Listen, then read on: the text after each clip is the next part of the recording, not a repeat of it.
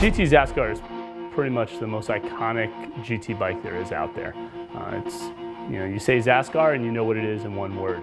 In the early days of my career, that was the only bike I rode. I rode it for everything. I mean, the Zaskar is known to be the ultimate all-round bike.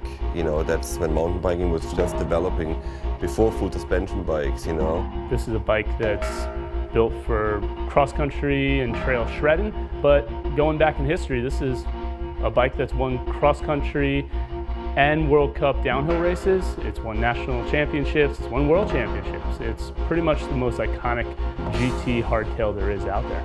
That bike had this kind of modern geometry, kind of very similar than what our bikes went through in the last couple of years, with the longer, more relaxed front end and the fun geometry that's really comfortable but really functional.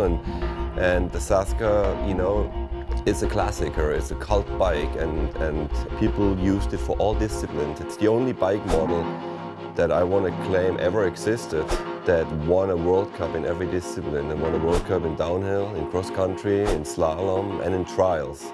I remember a big challenge in those days was how to weld aluminum. It wasn't that common in the bike industry to have aluminum frames. And they needed to be heat treated a certain way. They needed to find welders who could weld in aluminum, and then they needed to figure out the temperatures and all that. And if you didn't do that process correctly, the bikes were fatigued or wouldn't last. So that was a lot of trial and error with that. And over the years, we redefined the bike, and there was constantly some testing going on, from geometry to materials to derailleur hangers.